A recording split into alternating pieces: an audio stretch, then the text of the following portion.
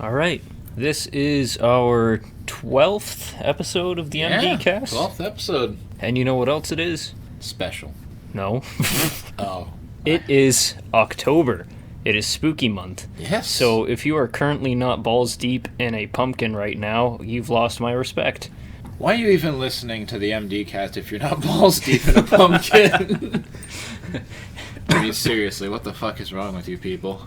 Anyway, today we have another one of my good friends and coworkers on today with us. This is Sam. Nice to meet everyone. My name is Sam, and I work with, Me. He works with he.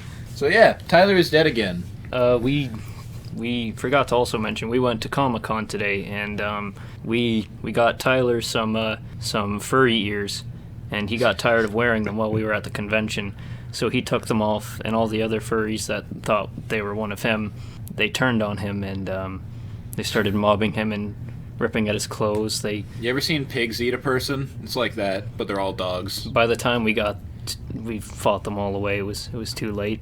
It's just a bloody mess on the carpet. Yeah. We'll put him back together eventually. His last words were, "I'll see you next week." Yeah.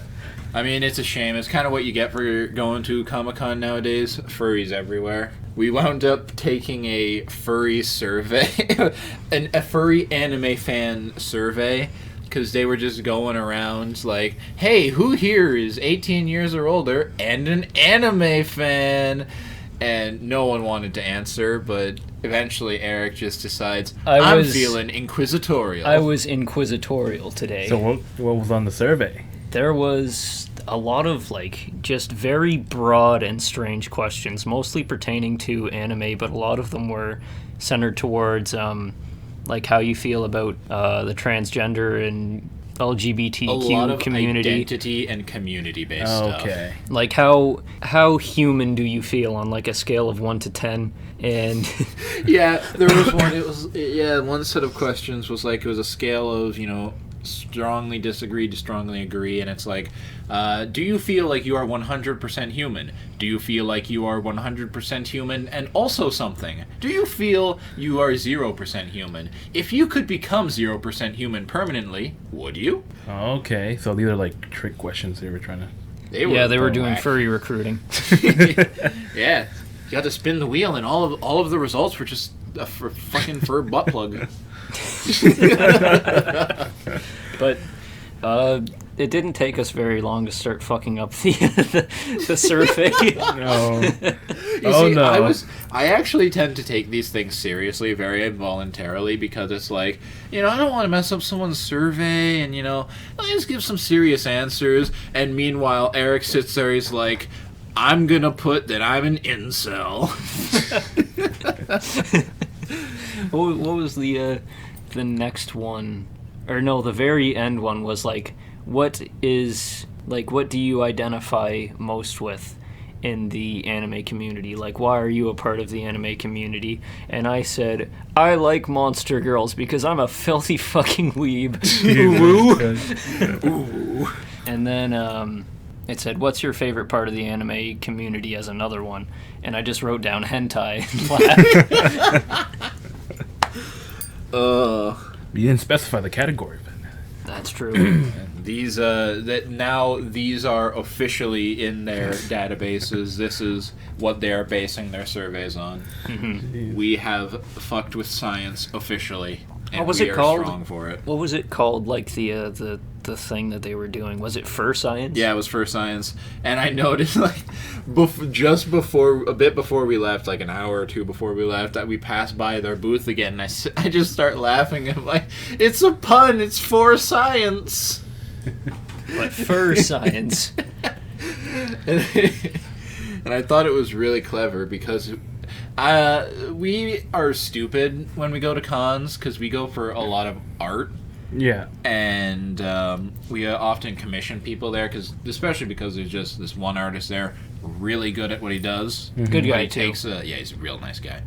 But he takes a while to do it because it's very high quality stuff. Right. So we're often left, since we both get something and then there's other people getting things, it takes a while, so we're there for way longer than we would be if we just got what we wanted and left. Yeah.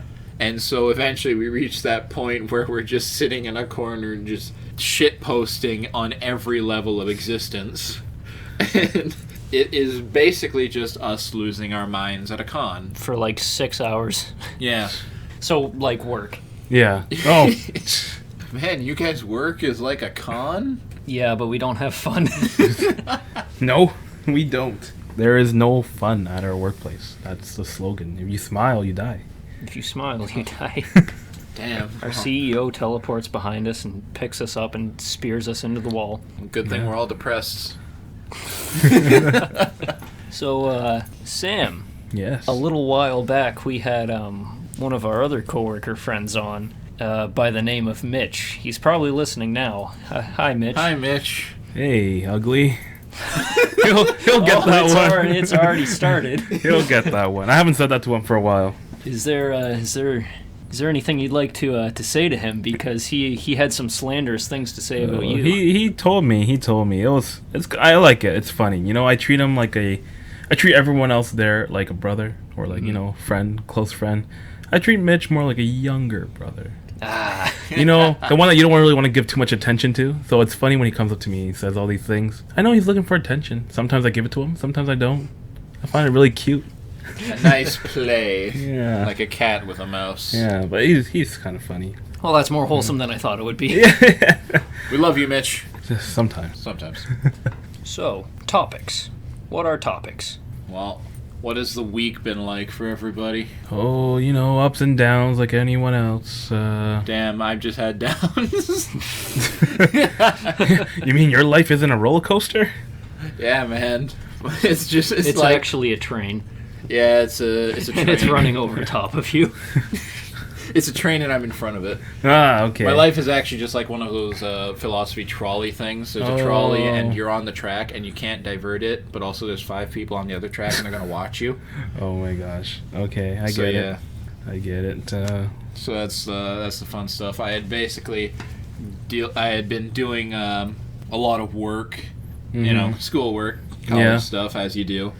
And just various due dates throughout the week, and then comes Thursday where I had 2 in-class assignments, failed both, and then I had to go home and do some more work. That wasn't fun. So I reached Friday where it's like, I don't have anything due that night, I don't have to go into class, I'm just going to spend this day to myself. But now I realize I've got like 4 assignments due on Sunday, so... Oh, that's the worst. Yeah, it's fun stuff. Now here in London, Canada, are you guys being affected by that strike that's going on as well?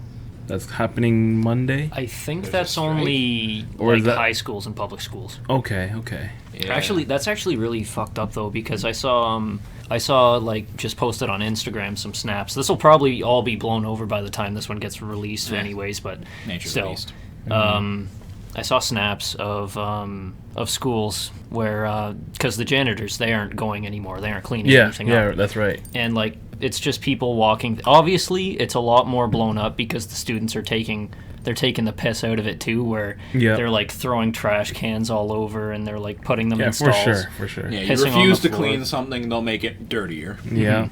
But like trash cans are overflowing and everything, and there's just garbage all over the place because if I can't put it in the garbage, I'll just throw it anywhere. Yeah. I mean, back when we were in high school, they did that anyway. Now, so. I'm actually not too caught up with this situation. You guys know why they're going on strike specifically? I didn't even know there was a strike until Yeah, now. is it just for a raise, you think? Or is it actually there's more behind it? I don't really know too well, mainly because I'm not in public school or high school anymore. Right. But honestly, if I were to guess, it would probably be because of a raise. But that's just me being ignorant. Yeah.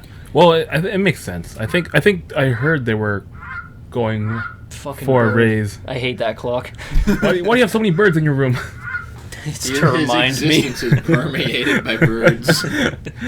But To remind yeah, me of the tragedy. the thing is, teachers aren't the ones going on strike. It's like the office administrators, librarians, EAs, janitors, right? Everyone else. But obviously, you can't hold class if there's no secretary or anything like that. Classes become a pain in the ass when half the staff is fucked off. Yeah. And that honestly reminds me of like a few years ago, because I had stuck around in high school for an extra year just to sort out some shit before I went to college. Yeah.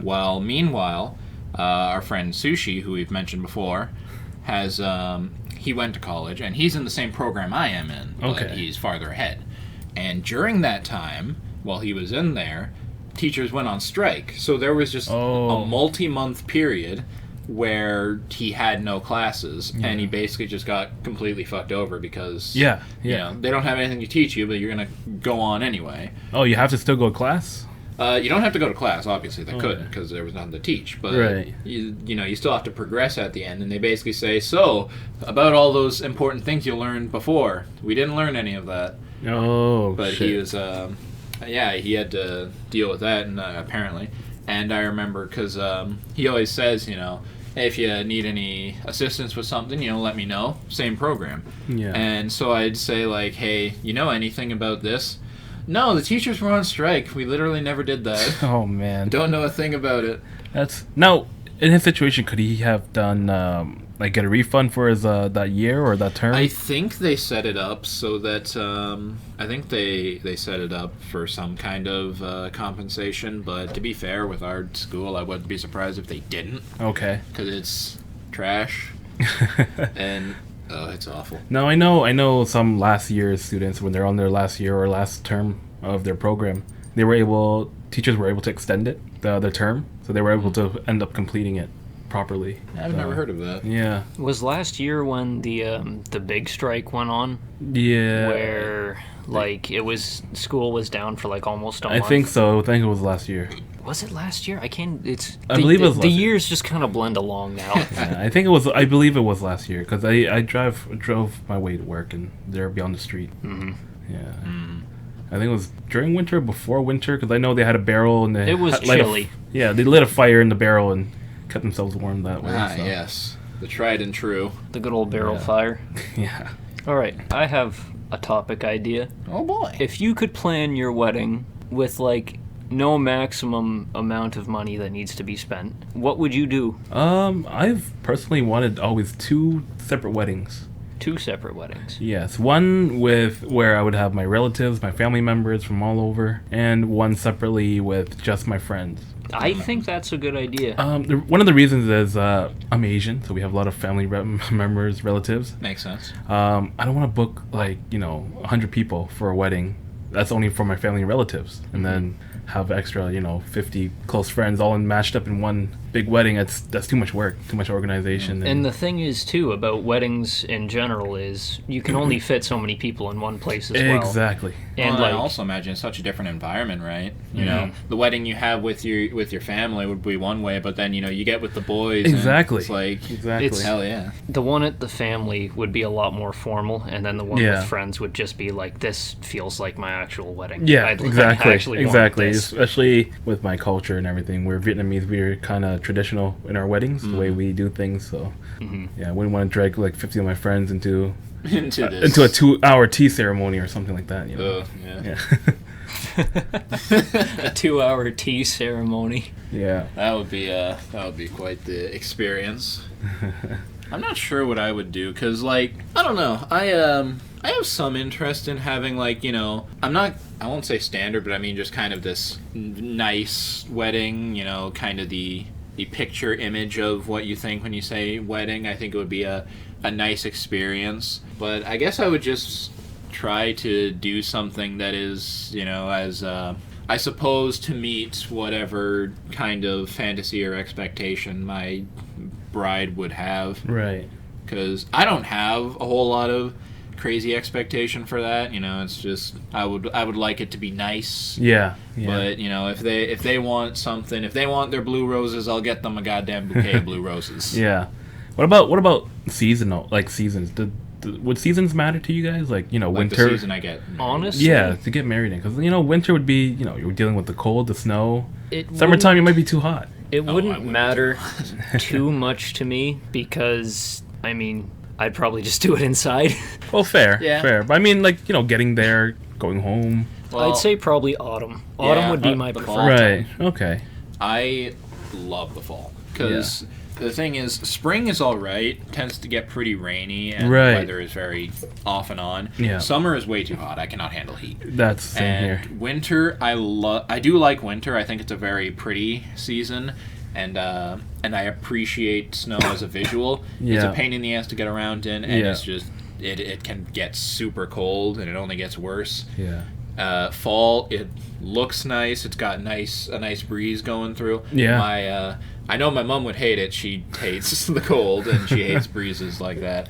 But if I could pick the season, it would definitely be fall. Right. So what I would do is I would have it so that I just have a standard wedding, family and friends, but I'd make sure that, like, if I could, I would only invite people that I actually want to be there. Right. And if people got angry about it, then that's their problem. Yeah. Mm-hmm. Yeah. And that's another thing that I don't really like about weddings too, is like This people will idea that get everyone has to come. Right. Yeah. I mean, Uncle Gary, I haven't seen you in like 15 years, and now you're at my front door because I didn't invite you to my wedding.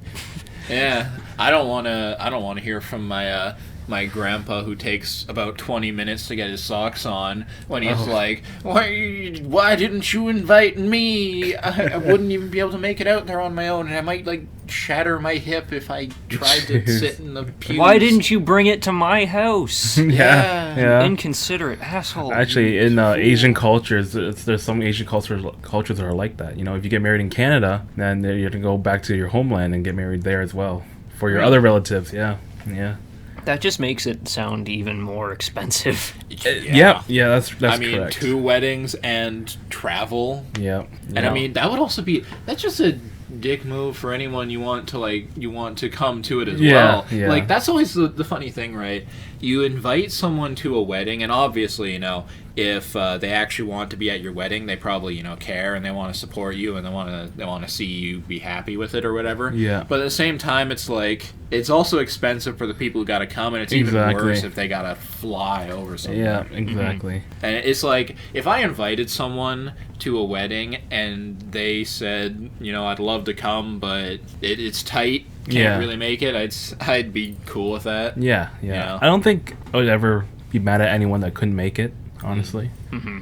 That's because it's my day. It doesn't really matter about if they're there or not. I'm still getting married, right? But what I would do is I would just do a relatively traditional, just regular wedding, invite some family, invite friends, and then just have that be like the standard wedding. But then probably before that, I would have a wedding that was just me and the one that I love, and that would be it, at like just a nice place.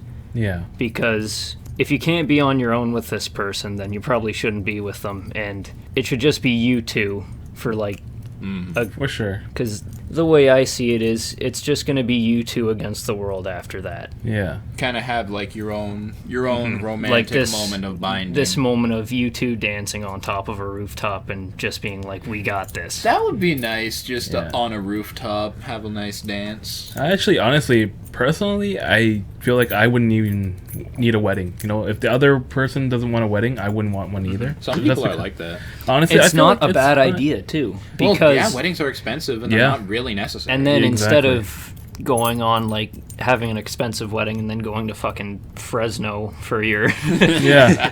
for your honeymoon, you can like go to all of Europe instead. Yeah, it's. I know a couple that got married, and they said they're gonna do just a small party at their house. And what they're gonna do, instead of putting all that money into a wedding, they put that into a house instead, to buy their own house. Yeah, it's honestly a good idea. Throw your keys away. But and it's funny because my brother's engaged, and I remember my mom talking to him, and she specifically said, "Don't go off and just get married somewhere. Have a wedding. I want to be there." Oh yeah. And I'm Yeah. like, I mean, I wouldn't mind having a wedding of my own, but at the same time, it's like, apparently I gotta have one. Should it come to pass. Yeah. Aha, loophole, don't get married. Yeah. Find Or get it married on their own. underneath the radar. Hey. Parents On ask the you, lilac. "No, we're still just dating. Married We're not under ready the for bridge." that."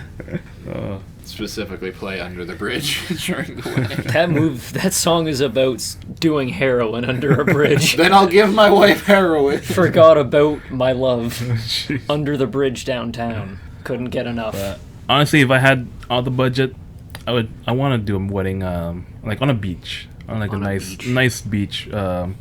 Cuba's really good for that. Yeah. I want to say for that, though, it has to be during, like, a spring, like, before summer, sort of. It's, like, not in summer that's so hot. Not uber hot. But not so much in the spring that it's going to be wet. Mm. So I can still get the sun, but... I wouldn't like the sand. The sand wouldn't sit with me. Yeah. I get that, though. I get that. Or maybe just do photo shoots at the beach and then carry on the wedding somewhere else. Yeah, Have carry it at on my the- wedding son. the hotel. Yeah.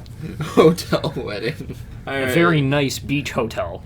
It reminds me of the one wedding I had gone to. It was when I was young. It was kind of a very low thing. It was basically they had it was just in the upper floors of some kind of pub, and it was a very simple thing. But I had I'm a kid and I don't really know anything about weddings, so I just have this idea of wedding, church, extravagant. And we have this just small thing, and I'm just sitting at a long table eating mince the entire time. I'm like, this is a wedding. I never told this story on the podcast, but when I was... I must have been like 6 or something. I was actually the ring bearer at my uncle's wedding. Oh, shit. Okay. And What a responsibility. that was a bad choice. I carried the ring and everything fine, except... for the entire thing, I had to stand, which is like an hour ceremony. Oh, yeah. So I was standing there with my arms folded behind my back, and I kept looking around, and everyone was staring around at everything. Everybody looked disinterested, and I could not stop laughing. So me being relatively sensible, I would be like, and then it'd be like, oh! And then what I would do is I would suck in my lips so that I looked kind of like a fish puckering up to try and not laugh. But every single picture that was taken that night, it was just fish Eric, like eyes bulging out, trying not to laugh. That's kind of cute, though, actually. I can imagine that. This is why you don't bring kids to your wedding. The Vietnamese culture. I can't feel too bad, though, because the wedding didn't work out anyway. What? Oh, no. It only lasted. Was it your fault? No. They look back at their photos, they're like, oh, just, I don't... This kid, I can't be with this kid's family. He ruined it. Every time I look at those photos, I'm reminded of his big, stupid eyes. And I remember that's my husband. My husband's related to that. I can't let that happen. One of our kids look like that. Oh, This is God. faulty gene seed. But continue. Oh, sorry. I was going to say, Vietnamese culture here in Canada is more modernized a little bit. The wedding stuff, all the traditional stuff takes at home, and it's just with family members, whatever. But then once that's over, the actual wedding is just going to a restaurant, eating with, like 100 people, and then going home after that. So it's not too hectic, not too crazy, nothing too much to deal with, other than paying for all the lot of food. food. Yeah, because it's we actually go to restaurants, and there's like, say there's 100 people, that's 10 tables, 10 people per table, and each table will be about $1,000 worth of food. That's pretty wild. Depending on where you go, I mean. I hope that they're at least paying for a portion of that food, and it's not just up to Well, that's the thing. couple. I know. Well, I don't know about any culture, most cultures, but I know from watching movies and such that. We're Canadian. We know nothing about culture. Well, like white people in movies, I see them give each other appliances like toasters and blenders. Oh, here's for your new home. Oh yeah. I don't know if that's a actual thing, but in Vietnamese culture, everyone tries to bring money to pitch in for that. So. Yeah, it is Yeah. actually it is a common thing. Where Oh, okay. You give people a gift. Yeah. I know I remember my mom has a problem with hoarding a lot of stuff, and it doesn't matter what it is. If it's something she got a long time ago, she has a lot of trouble getting rid of it. And so we were debating over this TV, this old TV, old CRT, massive fucking thing. Is it like one of those ones that has like the whole back to it? Yeah. Oh, It's massive and it's old, but I remember having this TV because we had it for a long fucking time, and it was apparently a wedding gift. When my parents got married, it was a wedding gift to them, and of course she's like, because obviously we've got this big flat screen now, we don't need it. My other mom doesn't need it, so it's kind of like, well, we might as well get rid of it now. And she's just humming and hawing about it. It's like, oh, but, you know, we can put it in a room, maybe. Maybe she has sentimental attachment to it, I guess. Yeah. Well, she does that with everything, but it was just that added bit of it was a wedding gift. Okay. And, I mean, she could kind of cheat, put it into a wall by cutting out a hole in the wall, and then it'll look like a flat That screen. is far too much work. All right, let me tell you about our oven, because we are not handymen, we are not carpenters. Right. We sometimes try to fix things, it never works. We had an oven problem where one of the heating elements inside the oven was just not working. It wasn't heating, so we'd try to cook food and it would take twice as long. So she looks it up and it's quick fix. Just your element isn't working, so you just buy a new element, put it in, Right. you're good. It was not good. Turns out they neglected to mention that if you let part of the element touch the wrong part, it will fry your motherboard on your oven. Geez. So that happened, and we only had a stovetop. We ate a lot of soup for a while. Oh, no. That's a good way to save money, though. Just make stews. Yeah, make stews, make soups. We had some. We did some use some slow cooker stuff at points. Yeah. But yeah, it generally was not fun. We would get various soups or whatever. It's like, you want to try some beef broth? Oh, no. Just beef broth. We always go with sandwiches, you know. Yeah. Bologna sandwiches. Make yourself some cold cuts. But yeah, and you want to know the fun fact? We got an oven to replace it. We still have that old one. Oh, really? Oh. Because we just haven't gotten around to getting rid of it. Just hide the TV in the oven. Yeah, obviously. No, what do you do? Just at nighttime, just bring it to Eric's house, drop it off in his front lawn. Yeah, I'll just lug it over my shoulder. Eric, I've got an oven for you. No, don't even tell him. Just leave it there. No, that won't even be bad. I wouldn't even be angry about that. I'd be like, oh shit, cool, something to break. Hell yeah. It's already kind of broken, but fuck it. But yeah, that's so we've just got an oven sitting around and we don't need it. Yeah. But it's kind of the cycle. We have a thing, we should get rid of thing, we don't get rid of thing. Such is life. Yeah, such is life. Yeah. Piss. Should. Oh, man. You know, what I used to hear all the time is every time there's an awkward silence, an awkward baby is born. So, you know. I heard that it was a gay baby. But that was back in public school. That was back in the public days. There must have been. You know how kids are with rumors? There was one funny thing that we didn't mention about our Comic-Con journey. The first place we went was basically, its whole thing was selling a lot of metal T-shirts. Okay. You know, Satan and pentagrams and violence and yeah, metal. Yeah. But yeah, Eric got a shirt that just says "cunt" on it. Yeah. And he walks up to the lady at the counter and says, "Yes, I'd like the cunt shirt." Oh, okay. What cunt you want? I like the red cunt. And we're having a giggle about this, and she says, "Yeah, I get to say that a lot. It's great." That's awesome. And then he goes. They had one of those cardboard stand things where it's an image on it and there's a hole so you can put your face through it. Oh yeah. And it was satanic shit. And so one of them was like Satan. It was just like Baphomet, fucking some chick or something. But this other one was some like fucked up lady who it's supposed to be like a giving birth kind of thing, her legs spread and the hole is where her vagina would be. Oh. And it was weird. She had like weird like claw your head things. would go in where Right, Yeah. right. Okay, I pictured that. And it's pretty wild. We'll show you an image of it. But Eric puts his face through and just does a Hegao face. He just sticks his tongue out and rolls his eyes back. Oh, it was good. That's funny. It's always fun at Comic-Con. It's always a good time. I was actually supposed to go tomorrow. My girlfriend asked me if I wanted to go tomorrow, but I decided I don't want to. Why? Sam. You could go and wait 6 hours for commissions too. I don't know. $30 per entrance fee. I don't know. Honestly, I bet you all the fans out there are probably like, "What the fuck? This guy should What a week! kill him, find him out."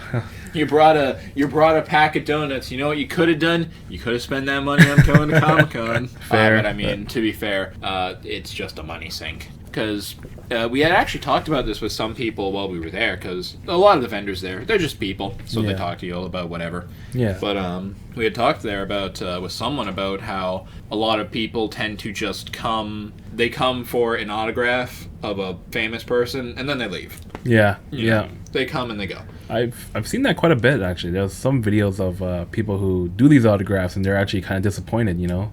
Yeah. They're writing the autograph, they're trying to talk with the fans, or so-called fans, and they just take the autograph and leave. They don't even... Yeah, they just get up and go. And it's like, we tend to do that differently, because I think we mentioned this on the last episode of the podcast where we hyped up our Comic-Con trip, but we go for a lot of just art and merch and shit. Yeah. We tend to support a lot of the artists there. Yeah. So we go to Comic-Con and it's a money sink. Yeah.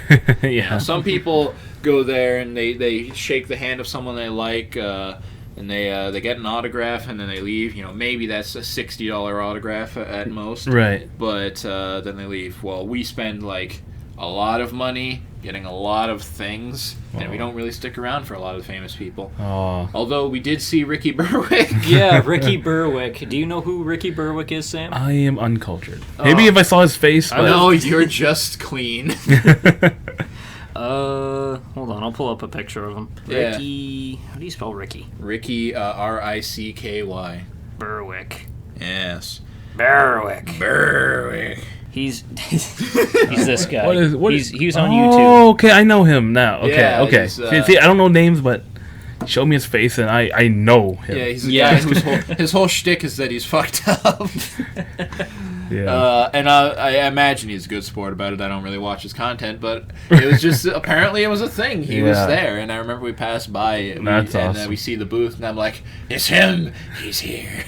So yeah, that was fun. I think it would be difficult to shake hands with him, but you know what? If someone wants to try it, they can. Yeah. He had some odd stuff at his booth. He had like balloons and stuff. Yeah, I'm not sure why. Just normal yeah, just normal balloons. He had balloons. He had some. Well, I mean, if you're there to support people. Yeah. And I remember we were one of the artists we were talking to is he's a guy we tend to see most times, and he's a chill dude, and he was just talking about how he comes to some of these, cuts down on other ones, and he mentioned how he went to the Toronto one, and it was just, as far as, I think this is where the whole, come for an autograph and leave discussion came up, because apparently the Toronto one, which is supposed to be like way bigger, higher profile, no one comes to the artist stuff. They set up like this, they pack you in like sardines in the artist alley, and you just get no one there, so half the time you don't get a whole lot of customers for your stuff. And he kind of mentioned that it's like, well, at the Toronto one it's bigger, so you get the higher profile people, so people come for those only. Oh, okay. Because I've been to the Toronto one twice now, but it's been like holy shit, it's been almost like 3 years since the last time I went to it. And then the very first time I went was the first Comic-Con I ever went to, and it was in 2014, I believe. Strong start. And when I went, I was into art then too, just not as much as I am now. Mm-hmm. And when I went to the art area, because I was mainly only there for just the shit that I was into, but I still went to the art area. I wanted to see everything. Yeah. And what I could do back then was I could spread my entire wingspan, like spread my arms apart, and I could walk down the aisle. Spread your wings. And I would not touch anything for so long because nobody went to the art area. Wow. But it was still packed. Like, everyone was there. It's just they weren't there for the art. They were there for merchandise and for the stars. Yeah. And anywhere else in that convention, spreading your wings and just walking in a straight line and not touching anything for like 15 minutes, that was unheard of. Spread your arms like you're praising the sun. Yeah. Wow. And then the second time I went, I was a bit more into art. They did kind of close in the area a bit more. They had less art stuff there. Okay. And then that's when it felt like a normal convention, where like I couldn't spread my arms, but I could still walk relatively uninhibited. Yeah. So there was just less artist booths? There were, and they were packed closer. Oh. Yeah. To make up more room for either more stars or more vendors selling like anime mouse pads and body pillows and whatnot. Yeah, the essentials. And it's fucking the one of like, because we stopped to talk to a number of the people, and like 3 of them, all of them basically, they were like, so what do you think of this location, this building? Because we've been to a few different locations, the big fairgrounds place, the place just near that, and then this building, which is kind of the smallest of them. And which is also known as the London Convention Center. Which is kind of odd because it's the smallest building for the conventions that we've been to. And the problem everyone had was that it's, rather than being just a big open venue with everything dotted around in a kind of nice, clean grid. It flowed nicely, the old ones.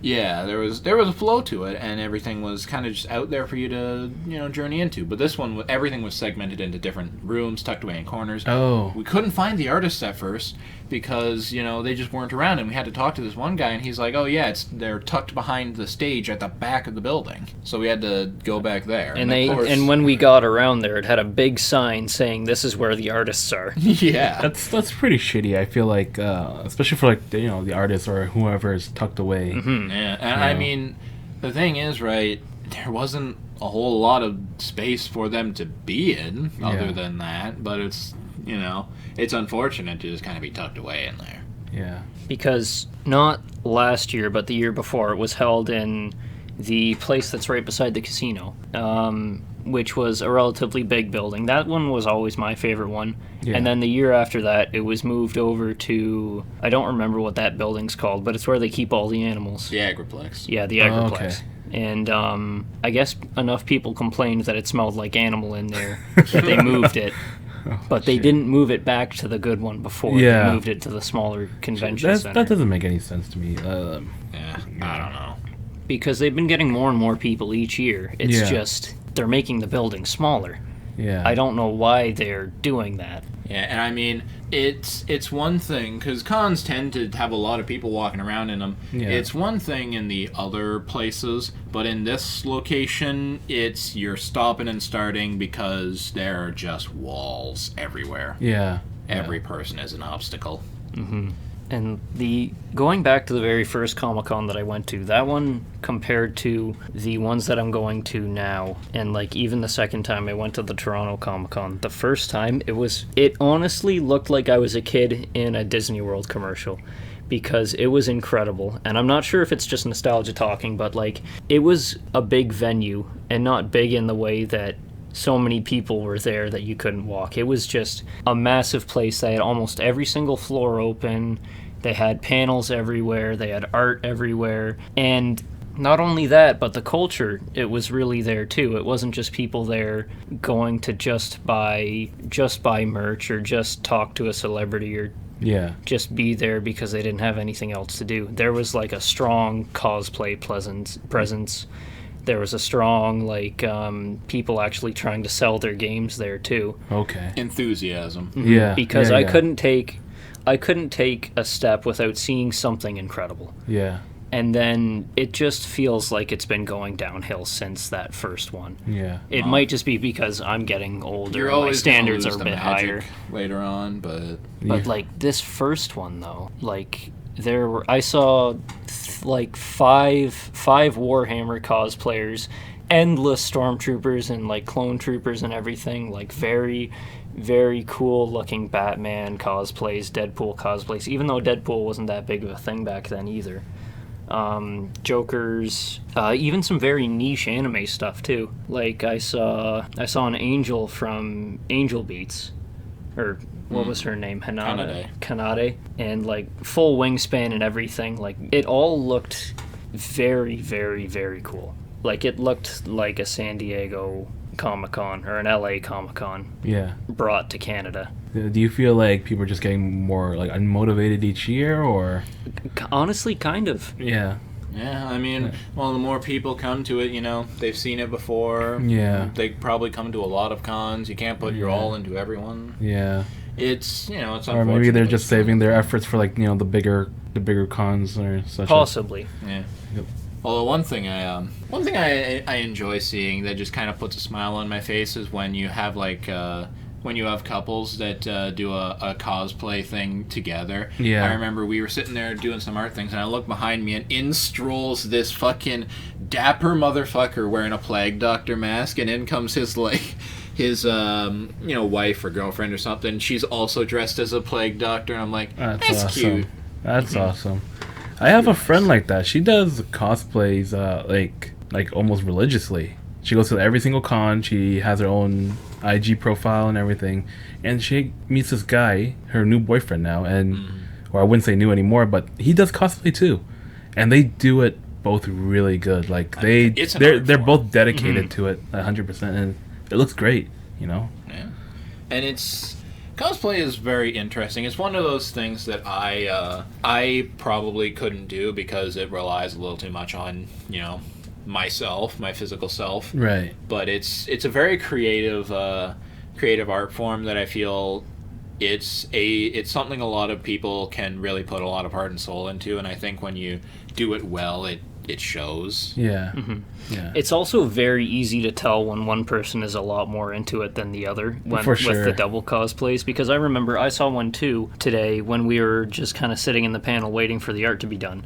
Mm-hmm. And I saw a guy that looked like he did a really good job at being a Captain America.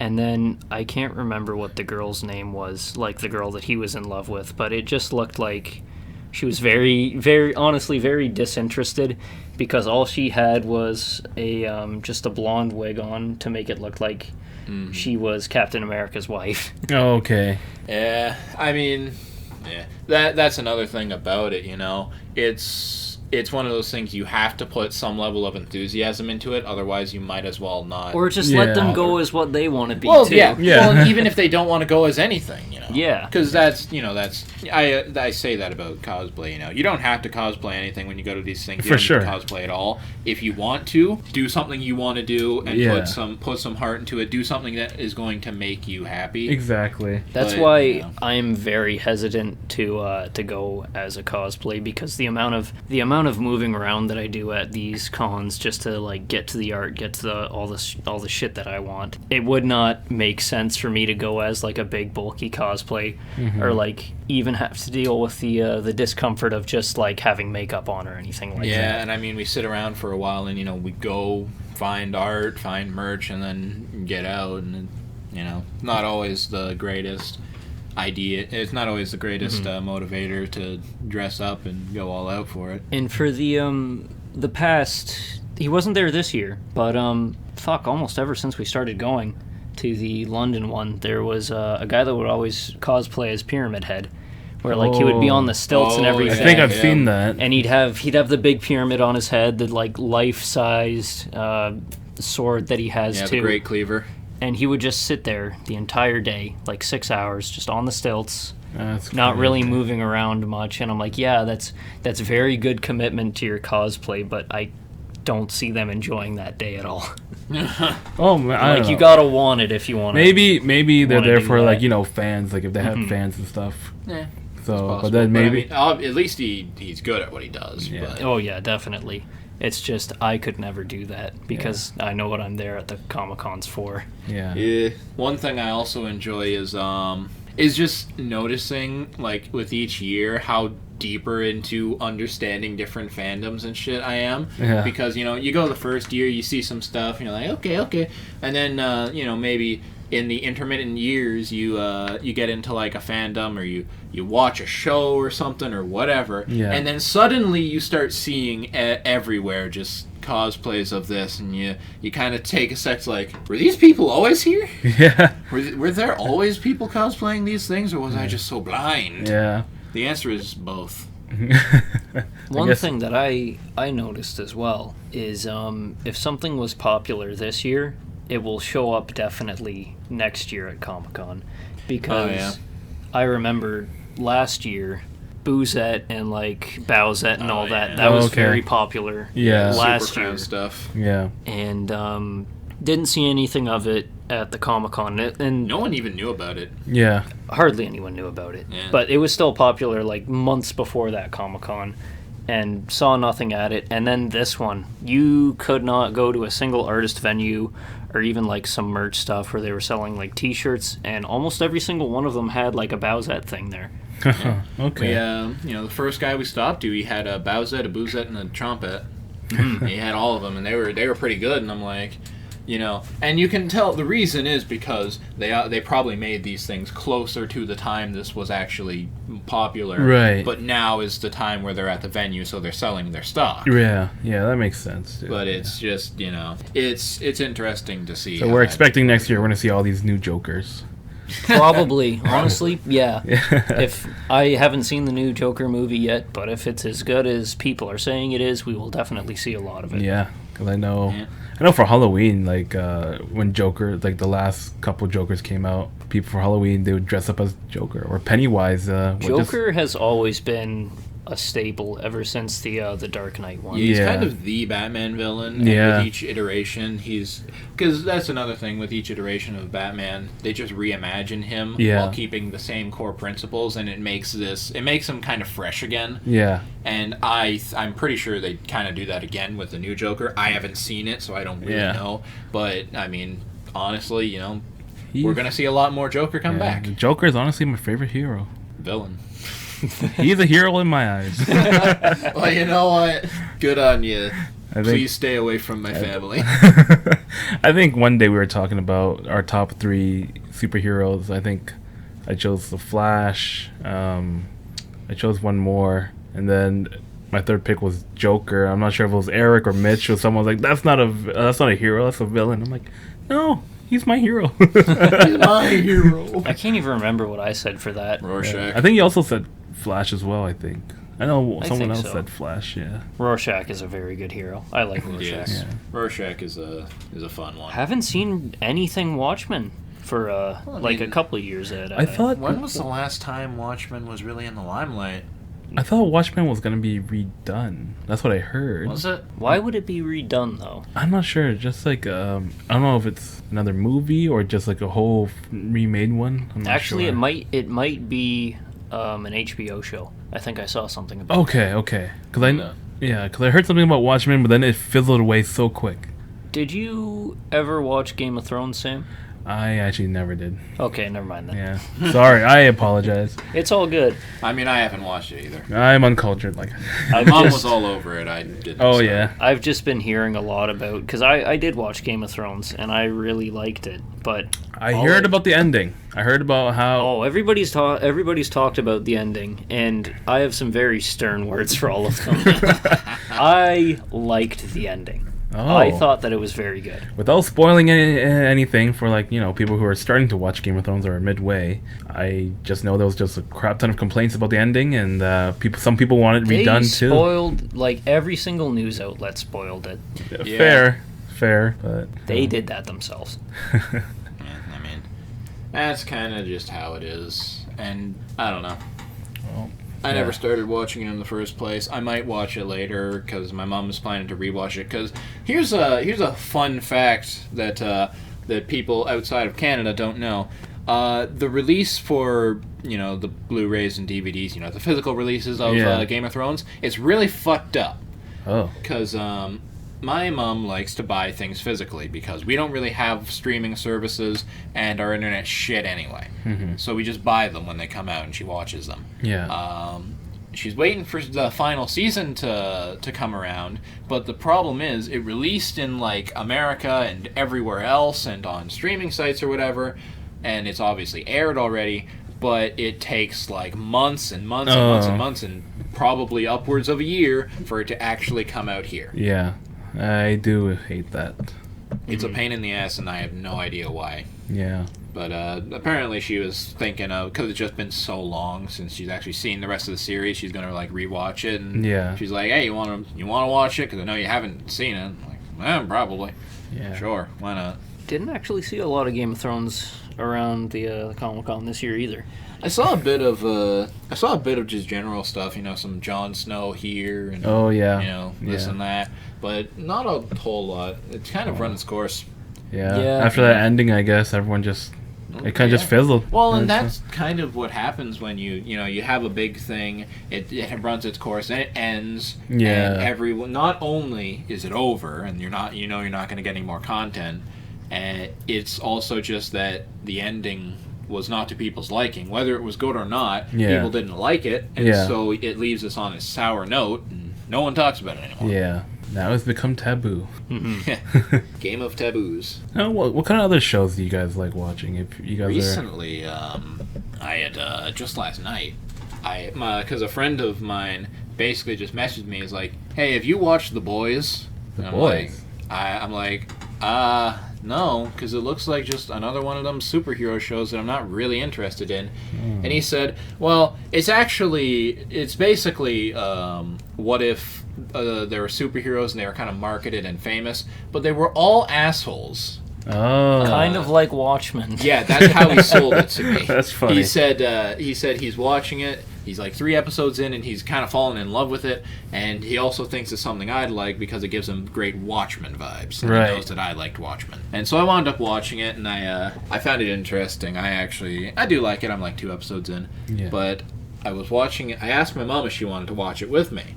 And she said, I'm not sure because I hear it's a very raw show. It is a raw show. Uh-huh. And in the... this isn't going to be a spoiler because this is like the first thing that happens in the first episode. But she's like, okay, I'll watch the first bit with you, see if I'm willing to continue with it. And the first scene is a dude and his girlfriend just talking, and they're holding hands and talking about their future together. And then the superhero, who's basically the Flash, he's A-Train, he runs super fast. Uh-huh. You just see she's standing there 1 second, then zoom, she's gone. And so then it just does this slow-mo thing where it pans to the side, and you see she has just been turned into a cloud of red mist. Oh. Because he ran through her like a bullet. Jeez. And he's just like, shit, man, gotta go, can't stick around, runs off. And the dude's just left there like holding her severed arms. That's pretty funny, though.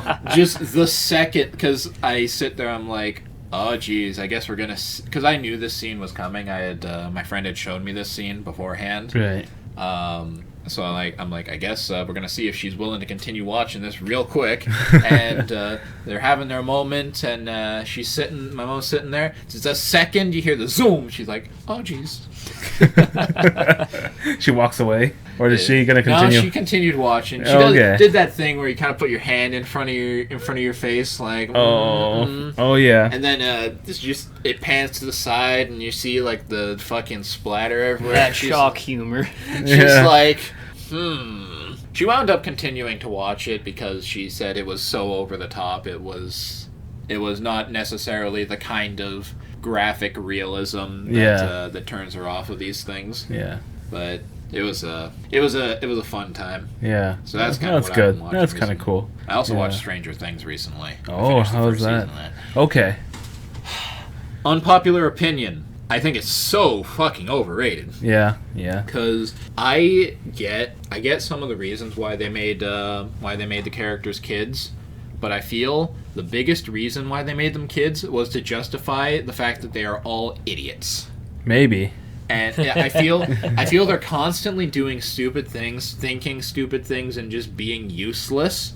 And I feel the only reason this is justifiable is because they are kids and they're supposed to be dumb. Yeah. Except for when they're not, because they know like all about magnetism and compasses. But I mean, I guess it's the 80s.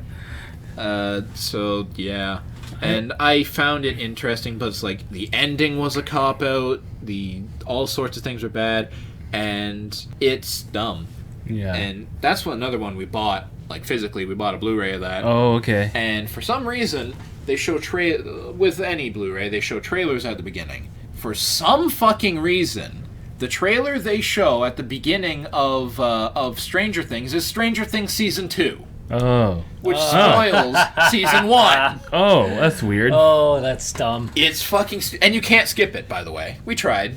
Oh, no. You can't skip it at all. And I sit there and I look at the Season 2 thing and I'm like, I see elements in here, like these kind of like horror elements in here that are very interesting. It's the kind of thing, it's like Season 1 was building up to these things, but obviously never got to them really. Yeah. And I would watch Season 2 for these, but I would be perfectly fine not watching Season 2 because Season 1 was just... it got on my nerves so much. I remember watching season 1 when it first came out. Mm-hmm. I waited weekly to watch each episode. And then I thought it was okay. Maybe I'll give second season a try once it comes out. Second season rolls along. I never even got to it. Mm-hmm. And then third season came out. Everyone's hyping it up. So, and then I heard also second season was not good.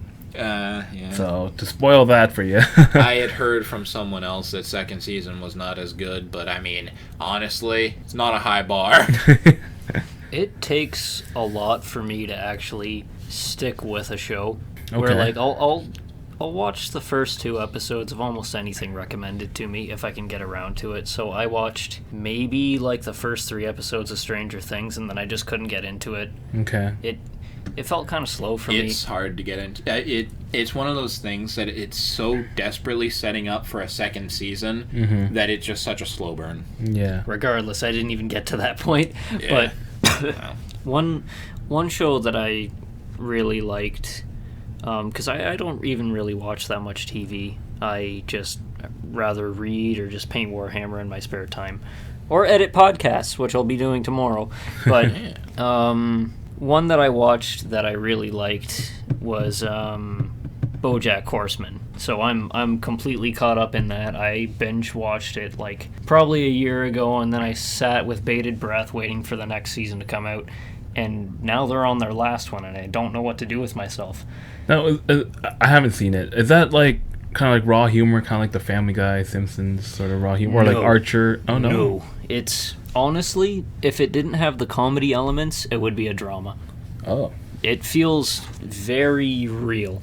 It deals with a lot of heavy stuff. I have seen one episode of BoJack Horseman, and because I showed it to you. He showed it to me. Okay. It moved me. I loved that episode. It is actually a fairly heavy episode that is entirely set during a funeral. Whoa. The entire episode is BoJack Horseman doing saying whatever it's called. Words for doing a eulogy for a loved one or a family member. Yeah. And it's just, the entire episode is that, and it was actually pretty heavy, and they kind of splice in a little bit of like light humor, and then at the end they have larger jokes. The best joke was at the end. Yeah. If you like BoJack Horseman, skip to whatever point if you aren't caught up, if you like it, because it's not a really big point in the story or anything. It's just probably one of my favorite jokes in the entire show was he, in the end, he's like, I couldn't even get what she wanted done right. Like she wanted to have his mother.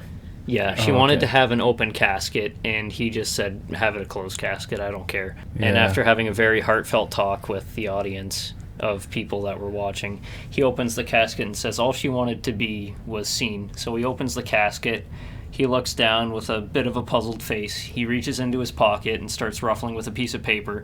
He opens it up and says, I think I have the wrong room. And then it pans over to a bunch of like lizards and stuff that are wiping tears away from their eyes. Crying. No! Lizards. Oh no! That's hilarious. It was great, and it was so dramatic because he's having like I remember it was a very heavy episode. There was like an entire part where he's talking, where it's like she was on her deathbed, and the last thing she said to him was, "I see you." And he's like going on this like very, thoughtful journey. It's like, what does she mean? She sees me. Does she really see me? Is she looking past me? And then at the end, he sits there. He's like, I see you. Jesus Christ! He was in the ICU of the hospital. Oh. And he has this. He's just like, racking his brain about this stuff. And he's like, I'm finally going to do something right for her. And then he opens the casket. It was fucking whack. It's easily one of my favorite shows. Yeah. But another one that I really liked, I only ever saw the first season of it because I'm kind of waiting for the second one to come out on Netflix so I can watch it. It was called Happy, where it follows a former mercenary at this point. He's seeing things, right? Yes. Yeah. Okay. His daughter, that he doesn't even really know about.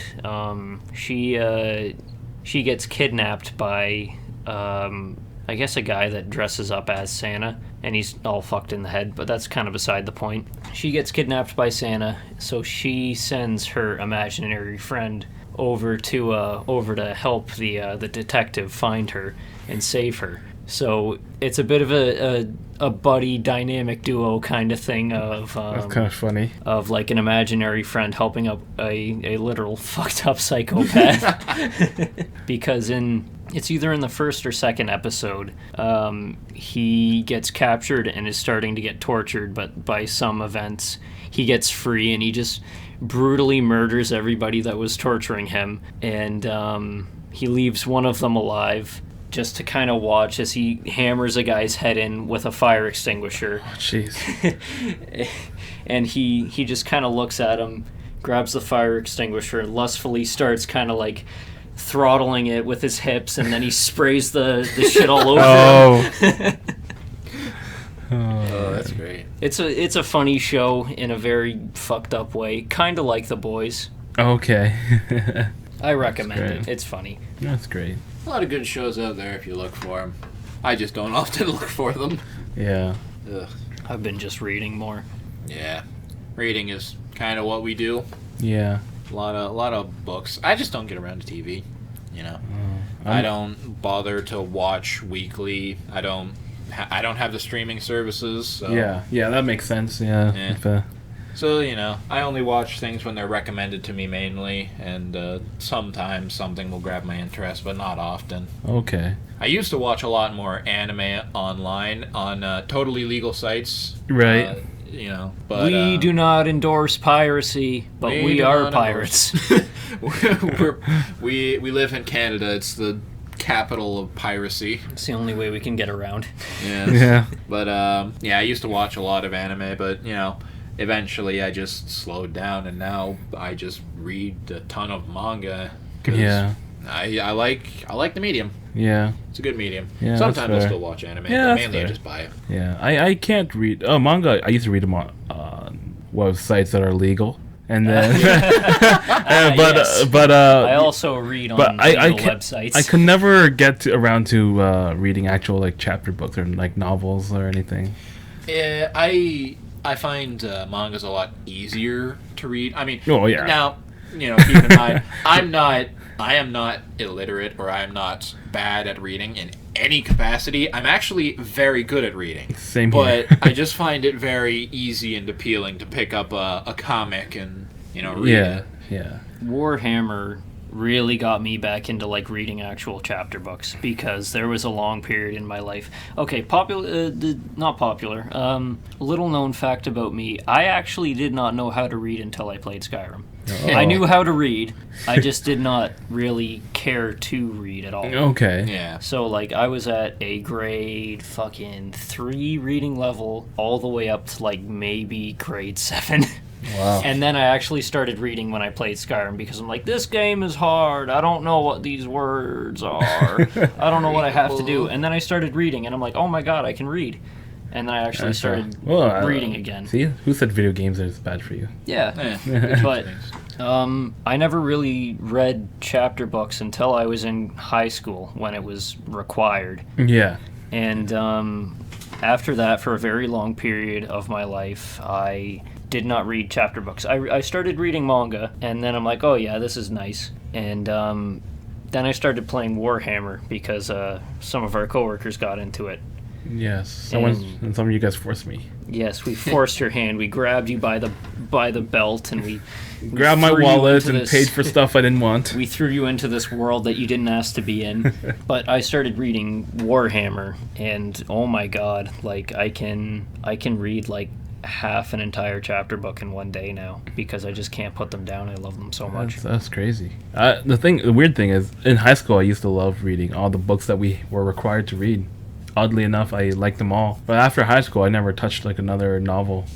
Really? Yeah. I haven't bought a lot of novels, but it's just because I don't search for any. Yeah, that too. And the thing is, like, I am not illiterate either. Like, I've written or tried starting writing books myself or stories.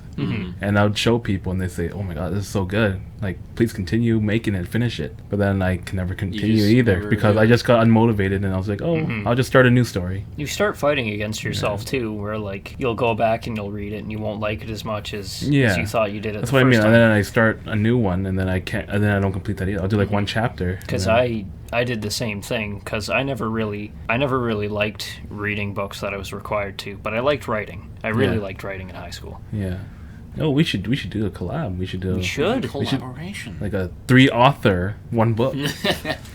Those are actually very of cool. autism. I like those where they get a bunch of people to bounce ideas off of. Because the thing is, like you know, you guys all know writer's block, right? You know, when you get stuck somewhere. I suffer artist block all the time. And it's fundamentally the same right. thing. So, you know, if you're having a bunch of people, maybe it's nice. But at the same time, I can see why people don't like doing that, just because maybe one person might not like another person's idea. Well, yeah, I mean, that's the thing. There are some people, you know, you see some famous artists and the way they write about things, and you can see the clash. Have you ever read something? Have you ever read The Stand? The Stand, no. Do you remember who wrote that? I don't. I can't remember his name, but he's like a huge writer. Okay. But the thing about The Stand, it's a massive fucking book. And you will, even if you see interviews about this guy, he basically says, I cannot write short things. When I write things, it has to be long, descriptive. It has to really go on. And I mean, I think Tolkien was like that too. A lot of description. Yeah. But you know, if you have a writer who is different from that and likes to focus on other things and doesn't like to be as long-winded, it's such a clash. Yeah. And if you try to just segment it to whoever, wherever, it becomes such a pain in the ass. Right. Fucking bird. That makes sense. Whiplash. I mean, we should try that anyway. We should like each just take turn writing chapters, whether it's different from each other's or not. It would be interesting because I think it would be nice to work off others' ideas. Yeah. I'm not sure how readable, like, not to swat the idea away. I would still really like to do that. I don't think that it would be very good to publish. As like a writing exercise, I think it would be incredible to do that. Yeah. Just to because it makes you need to think quickly. Yeah. Because you can set out all these ideas for what you want it to be, but then it's honestly like just running a D&D campaign. You can have all these ideas of what you want it to be, and then your players or the next person after you writing, they can just swat that away and take it in another direction completely. That's fair. And I mean, not everyone's going to be an expert. Not everyone's going to fire off your Chekhov's guns and shit. Yeah. But it's like, I enjoy the idea of someone builds something up, you can take that information and take it in the direction you feel, or direction you think is worthwhile and best, because I have written things before, not much, but I have written a little bit. Yeah. And, you know, the problem is always ideas. Yeah. Where do I take this? What do I do? I have ideas for, like, set pieces and stuff. I have ideas for, you know, a basic concept or idea or situation. Yeah. But I don't have anything beyond that. Yeah. Well, maybe, like Eric said, it could be a writing exercise, you know, just for fun, kind of get that brain going. You know what? Fuck it. Let's do it. Yeah. Not right now. Oh, of course. Right now, while we're doing the podcast. Do it right now. Podcast over. Skip to this point. They're gonna steal our ideas now. Shit. Skip to day 3 when we finish it. Yeah. I like writing. Writing is fun. Kind of. I actually get immersed in my own writing sometimes. It's kind of weird. I enjoy creating a world or building up ideas within it. Yeah. Kind of, you know, just, you know, how would this work within a world, or how would people react to these certain things? But I can't say I'm particularly good at it. I've always been more of a visual than a writer. Yeah. Way back in high school, I hope no one steals this idea, but way back in high school, I started writing a story. It's a fictional story based on how Canada and the U.S. actually goes to war against each other. There's a comic on that. Oh, really? Yeah. Oh, shit. I already stole it. Shit. There, I got it. Oh, now they're gonna your brain. Sam. Now they're gonna say I do? stole the idea. But basically, essentially, that's what the whole idea was. And the title of what my supposed book was gonna be called was "Keep Your Enemy Close." And then that's what it was going to be based on, but I never got around to finishing it, so... It's sad when some things get left in the dust, but... Yeah. You can always return to those. Yeah. No, not anymore. Someone has the idea already. Damn it. Damn it. Yeah, now you can't. I'm too Now you slow. can put a different spin on it. Now you can say it's Canada versus the Antarctic. Ah. Canada versus the world. Ooh. Secretly ambitious. Here we go. Now, just because of that, someone's already wrote it. Someone has already wrote it. We haven't even posted the episode yet. Someone's already wrote it. Yeah. And that's kind of what makes me sad about the way things turned out too, was because I lost a lot of the gas when it came to the idea of writing and whatnot now, because now I don't really have as much time to write and everything, and I just don't have the drive to do it either. Yeah. Because now I found Warhammer, and I'm thinking like, oh my god, I want to write so many stories about like just random things in Warhammer, like, because Warhammer is a really big universe, and I'm thinking like I want to expand on this part, I want to like write stuff about this part, Yeah. but I don't have the time to do it. Often I find my problem is connection, because as I said, I like set pieces and moments, but I don't know how to piece them together. I remember when I was setting up some stuff for a D&D campaign that I was potentially going to DM at some point. It's on indefinite hold, so no one get your hopes up. But I still have the Word doc. It's got, some encounters. It's got some, grander plot lines, and, this is the lore of an area that relates to this greater thing that you can go somewhere else and find this, and also there's some other thing tucked away here. I've got all these things, but I'm more interested in the specifics and the greater moments of it than I am the actual connection and building of them. Okay. So, when it comes to actually writing, I want to get to the interesting bit, and building up to it is not something I can do very well. Well, that's the thing about D&D, right? As a DM, we kind of let the players do the connection, and then we just we set the plots there for them, and they set up the line, and they kind of follow it, and they diverge a little. Yeah. I mean, I started DMing kind of recently, and a little bit before, and I guess the thing is, you just want to have enough information and plot line for them to grasp, and then you let them kind of take their own way, Yeah. Yeah, I've had that happen. So, I've done that myself. Sometimes they might not even make any connections. Sometimes they might just be dumb players, or they Yeah, like me. I'm one of those players who does not let things rest. In my longest running campaign that ended fairly recently, there was an early on bit where we were, captured by orcs. We're in cages. We have no equipment, whatever. Yeah. Orcs are drinking around a campfire, and naturally, our DM is very much like, he sets a scene and says, "What do you do?" Yeah. And I sit there, I'm like, well, obviously, we can't just sit here, so I'm going to start doing some whack bullshit. And I wind up creating this scenario where I break some bars. I get the orcs to, come over to me because I'm making noise, and I'm like, I'm a kobold, so I'm super small. And my plan was, they open the door, I skitter between their legs and run off into the night. It didn't work. They pick me up by the fucking neck and they hang me over a fire. No. I wind up finagling this whole thing with whipping fire in their face, and it's just this mess. And after everything, the DM says, I expected you to just wait till they got drunk and passed out and then try something, but you know what? Fuck it. You're one of those people. Well, that's... You need those people in some campaigns. You do need instigators. I mean, I do that in my campaign. I purposely play the character that doesn't like to plan out the things they do, just because I feel like that's way more fun than I've noticed. I like to just run in there or just do random shit and kind of improvise along the way. I feel like that's... Improvising is fun. I feel like that's a little bit realistic, too. I play those because I just don't plan in general. Oh, okay. I mean, there's times when I do plan, I'll be like, okay, we gotta talk about this. But then there's times when I'm just like, it's better just to improvise, and it kind of makes the game more fun. In a way, too. I like to... I am one of the few in most of the groups I've played. I'm one of the few who tends to get really into the role play. Oh, and that's me. There was one point where we're trying to convince a sea captain to take us on our boat because of various circumstances, we need the biggest boat to get to the worst place possible, and only one depressed captain can take us, but he doesn't want to go on a boat, etc., etc. Yeah. So I basically have this rousing speech about, the tasks we must do, and we need to do it, and you need to help us, and all this stuff. And you can tell my DM's getting into it. He's feeling it. He's getting into the character of this boat captain, and then just at one moment, because one of our characters he was Guts, so we just called him Guts, and he kind of has this moment after my rousing speech. Kid, you got guts. And you just hear the other player go, hey, that's me.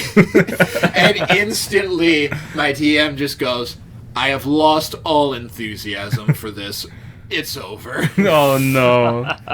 You did what you wanted to do. You set out tomorrow morning. Just fucking get ready. That's pretty awesome. I love role playing in D&D. I really like role playing in D&D too. Now that I actually started, because I only ever played as a DM.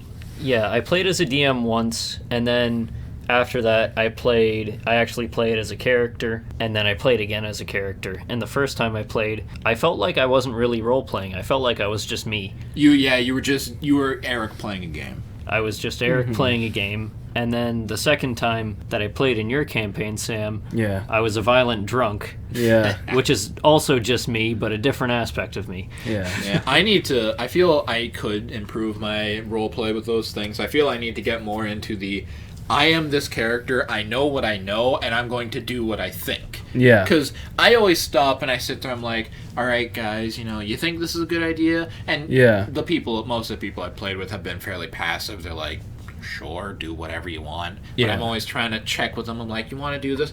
I need to be more like, all right, this is what my character thinks they should do. Yeah. It's going to happen. Yeah. It definitely makes it more interesting. Yeah. My very first character was a barbarian, and he was this sweaty brute. That was one of my descriptions. Like, and it's like DM's like, kind of introduce your character. What is your character like? He's sweaty.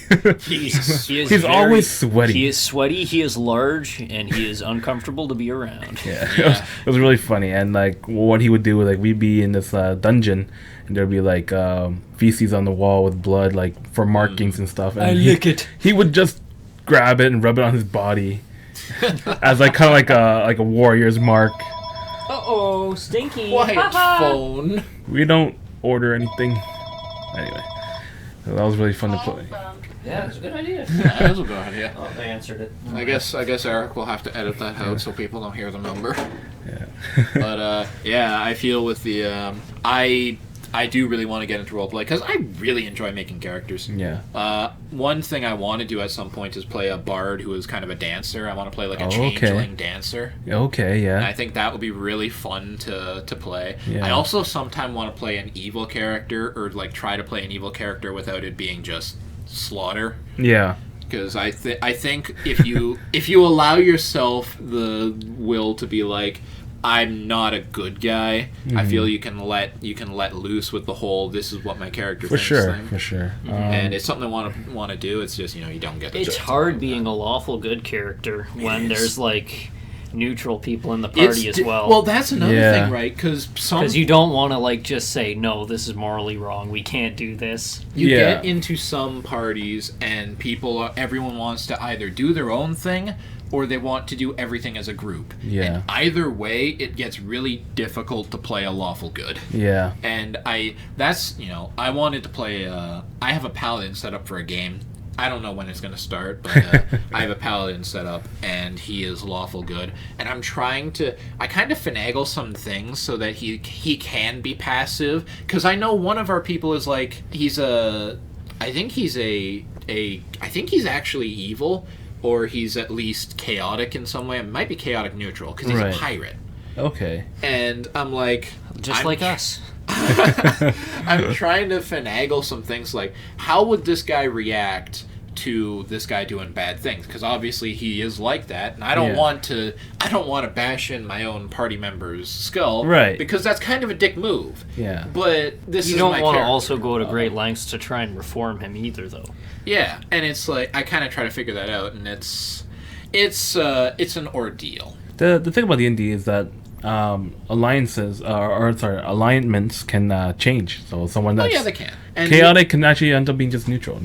Yeah, and I mean, it's also like it's a broad strokes thing. Yeah. Chaotic generally means you do things the way you want to do it. Yeah. That can mean a lot of things. Exactly. Good means you do your lawful means you stick by the book. Yeah. That can mean a lot of things. Yeah. And even with paladins, because this one is 5e, and you look through all the paladin stuff, and it sets it out perfectly. Like, you can be a lawful good paladin who is like stuck on vengeance and Yeah. retribution and Yeah. just crushing skulls because he thinks that's what lawful good is. Yeah, and that exactly. is, and you can do that. And the only reason this is such a problem for the alignment thing is that it's a paladin, so if you don't be lawful good, you lose your powers.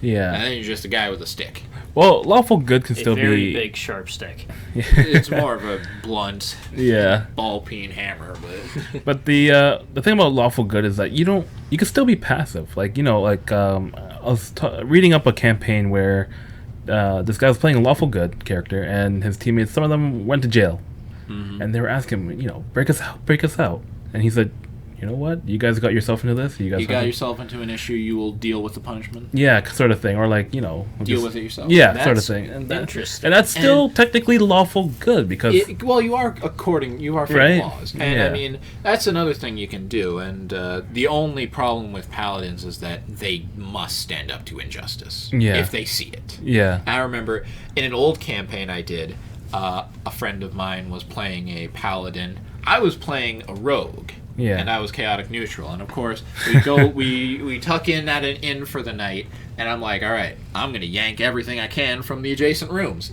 And we did it because he was alone, and we would just get these contrived reasons why our paladin is away or just not aware, and we Yeah. do crazy shit. We wound up basically having robbing a casino and having a bear, because they had a bear poking thing. We set the bear loose, Oh. and it killed everyone in the room. Oh, and then we jeez. killed the bear, and then our paladin comes out of where he was. He's like, "What the fuck happened here? I don't know. It was the bear. Yeah, the bear. we killed the bear. It was a bad bear, guys. I don't know. That That reminds sounds me funny. It was of weird. the one campaign that I'm in with you, where I don't think I'm quite a lawful good paladin, but I'm definitely like on the good or the gooder side. the more good side, yeah. And like the way that I've kind of finagled it that we can do not very good things is because okay, essentially just to set up the world, we're protecting a princess where like everything's kind of trying to come down on us. And like everything at this point is just survival, get the princess to a safe spot. And at one point to get information on the people that are attacking us. This was a very dark point in the campaign, but we ended up capturing one of the dark elves, I think they were called. Yeah, one of the dark elves, the drow. Yeah, the drow. And we captured one of the drow just to try and figure out like why they were attacking us. So we tie him to a tree, and everyone's like, "Okay, let's just rest for the night." And I say, "Okay, I'm gonna pick up his sword and I'm gonna just leave it in the fire for a little bit." And then maybe an hour goes by, and then I say, "Okay, I think it's time to get some information." So I pick up the sword and I stab it into his leg, and we all just kind of crowd around trying to get information out of him. And our reasoning was, we're still good people because this is for the greater good of the world. Yeah. Even though the we're greater good doing is certainly, we're motivation. doing very immoral and awful things, we're still kind of in the right. I mean, that's for your character, but for my character, Yeah, for your character, you were just a straight up psychopath. I'm gonna rip his toenail off and start flicking it. So, I'm playing a cleric, and what I did was I would stab him with my dagger, heal his wound, and stab him again. Ooh. And Spicy. it was really funny. It was a really And- funny session. In another part in the campaign where I did something kind of unlawful, we go to a town with a very, very, very shitty inn that we have to stay in. Sam's character has to go to the bathroom, so I accompany him, and we find a dead body in the back. And long story short, we confront the bar owners about it, and they say, okay, and then they freak out and blow up the bar and try and kill us, and they run away. And we're just kind of left with the mess as the town guard come running after us. Same campaign, actually. Yeah, same campaign. Yeah. And we still have the princess with us, and we don't want the people there to know that we have the princess with us, because then they might inadvertently tell the drow that we're there too. And they don't really believe that we aren't the cause of the explosion. So they grab the princess, unknowing it's her, and they also grab my arm as well as everyone else, and they restrain them. But the thing I didn't mention before is I am a Warforged paladin, 8 feet tall, and nothing but bionic muscle. and they try and grab my arm, and I'm like, okay, I know this isn't something that someone lawfully good would do, but there's a lot more problems at hand. So I resist arrest, and then I push the guy away, and I pull out my sword, and I say, if you take one step closer, I'll kill all of you. And then I grab the princess, and they just kind of say, never come back, and we leave. Yeah, that was quite a mess. But I got us out of it without getting arrested, and also not killing anyone. I don't think I'd be able to play any lawful good characters. Just It's hard. I feel like I have never actually played one. I've got my paladin set up, but I haven't played them yet. I've only played like chaotic neutrals and, I think a chaotic good. Yeah, I feel like I'd be really upset most of the time in real life just because I don't know how to play my character properly. Most of my characters have actually been I'm just such an immoral person in real life. yeah. Well, half of my characters I've made have been either normal or psychopaths. I mean, one or the other. Yeah, they're easy to do. Like one character I made was based off of the Joker, and that was so fun to roleplay. Oh, and everyone was sad because I got my character killed just because of crappy rolls. But it was so fun to play as this chaotic, do whatever he wants sort of When character. you have a DM that allows you a lot of freedom and is willing to compromise with whatever bullshit you pull up with, it is so fun to get really into the role play. Yeah. I mean, don't get me wrong, he always had guards on my ass, and I almost got killed by guards, but... The price you pay for a good laugh. Yeah. Well, I was playing a rogue fighter, and I was trying to pickpocket, and I rolled a nat 1. Even though I have like a plus 10 sleight of hand, I rolled a nat 1, and all the guards came. And what really got my character killed was I went to a cave with a Yeti in it. Ooh. Rolled a nat 1 on perception, so I didn't see the Yeti, but he saw me. God, I know a guy who rolls a million nat 1s. It's just terrible. It's just terrible. My problem was I played mostly 3.5, which is the meta is Dex. Oh. So, do you play 5 or 3.5? 5, yeah. Have you ever played 3.5? I have never. 5 was my first. 3.5 allows for a lot more customization down to very minute things. Okay. But it hates casters, and the meta is Dex. Oh. Because you get up your Dex, you have more AC, you hit harder, etc., etc. But, so I play...